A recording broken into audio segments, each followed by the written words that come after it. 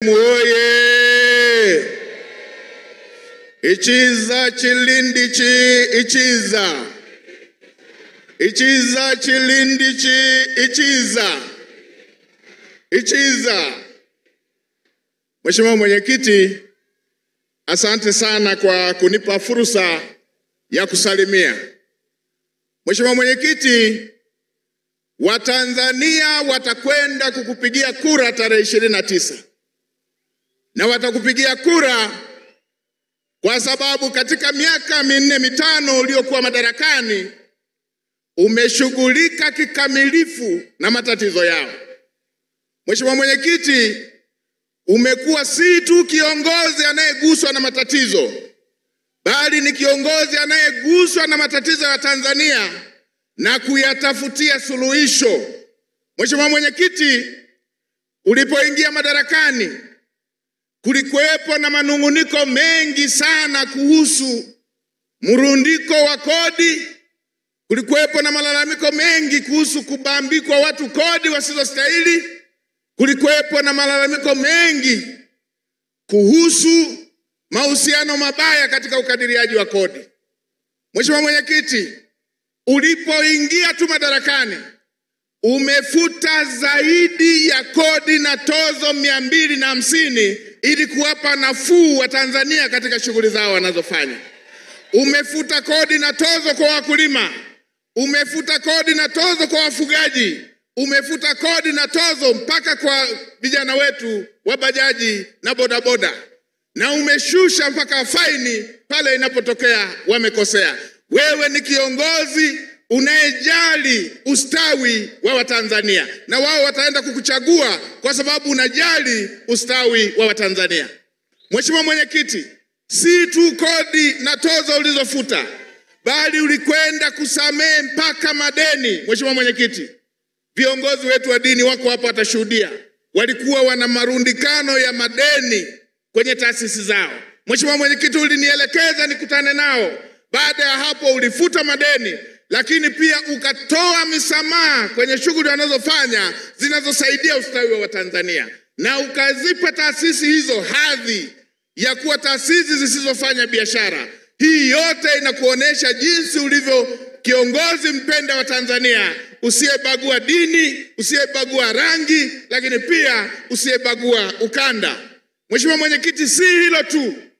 Mheshimiwa Mwenyekiti, wakati unaingia madarakani kulikuwepo na mrundikano wa madeni ya watoa huduma, Watanzania wanyonge, watoa huduma, makandarasi, wengine wakiwa na mikopo kwenye mabenki, wengine wakiwa wanadaiwa na TRA. Mheshimiwa Mwenyekiti, ulielekeza madeni yote ya wakandarasi na watoa huduma yalipwe na yasizalishwe madeni mengine. Kazi hiyo imefanyika. Wakati unaingia madarakani kulikuwepo na madeni ya watoa huduma ndani ya nchi takriban trilioni 8, lakini uliendelea kulipa, yakiwepo mateso waliokuwa wanapata wazee wetu wastaafu. Mheshimiwa Mwenyekiti, ukatoa trilioni 2 kulipa wazee wetu wale ambao walikuwa wanapata shida hiyo. Ukatoa zaidi ya trilioni 4 kuwalipa watoa huduma. Tena madeni mengine niliacha nikiwa naibu waziri mwaka 2015. Umelipa na umeelekeza hata yale kidogo yaliyosalia yaendelee kulipwa, na katika bajeti ya mwaka huu ilitengwa tena fedha kuendelea kumalizia madeni ya wakandarasi, watoa huduma na Watanzania ambao walishafanya kazi mbalimbali ambazo walikuwa bado wanadai. Lakini si hilo tu Mheshimiwa Mwenyekiti, ukaelekeza kukomesha makadirio ya kodi yasiyostahiki.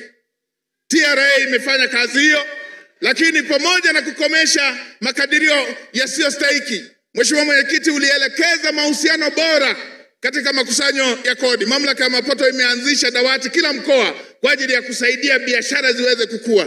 Na hiyo ndio siri ambayo Mheshimiwa Mwenyekiti imeongeza makusanyo kutoka trilioni 1.3 wakati unaingia madarakani mpaka kufika trilioni 3 kwa mwezi. Na hiyo ndio siri ya utekelezaji wa miradi uliofanya kwa kasi kubwa katika kipindi chako.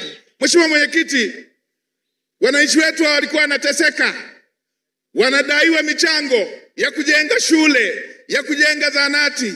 Lakini si hilo tu, walikuwa wanadaiwa fedha kwa ajili ya gharama za maisha ulipoingia madarakani, kwa jinsi unavyowahurumia Watanzania, yalivyokuja matatizo ya kupanda bei za mafuta, Mheshimiwa Mwenyekiti, ulielekeza bilioni 100 kila mwezi iende kwenye mafuta ili watu wanaotumia vyombo vya moto, watu wanaozalisha wasipate gharama za uzalishaji na kupanda kwa gharama za maisha. Hiyo yote unaonesha ni namna gani unavyojali maisha ya Watanzania na hasa Mtanzania wa kawaida.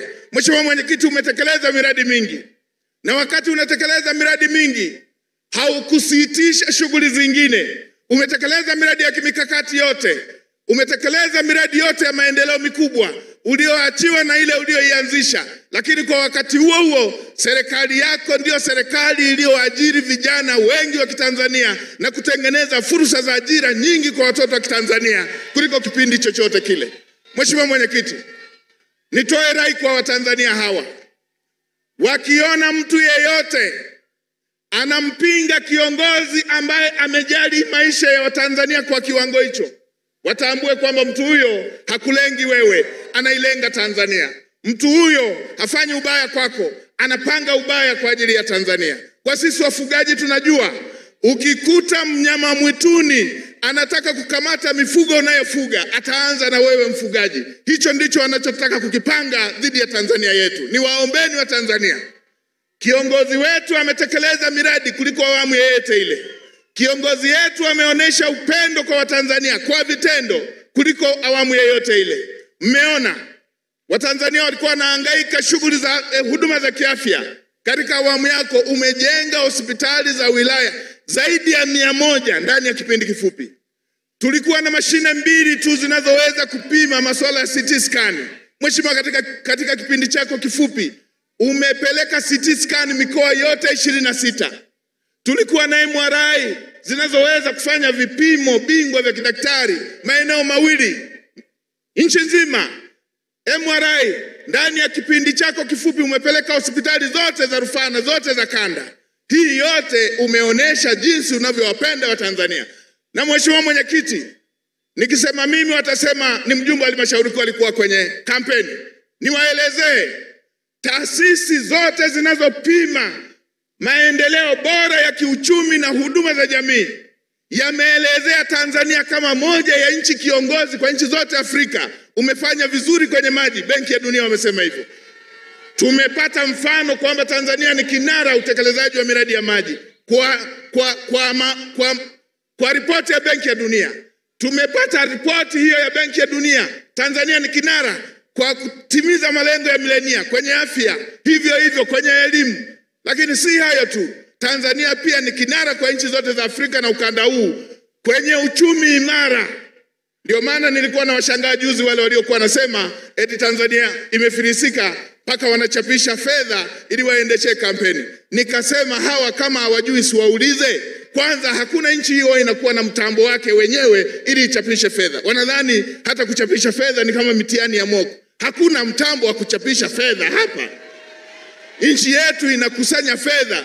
Kama unakusanya trilioni 3 unachapishaje fedha? Kama unaweza ukalipia elimu bure, na Mheshimiwa Mwenyekiti uliongeza kidato cha 5, ukaongeza cha 6, ukaongeza na vyuo vya kati, ukaongeza na bumu kwa wanafunzi ili wasipate shida. Wewe ni kiongozi unayojali ustawi wa Watanzania.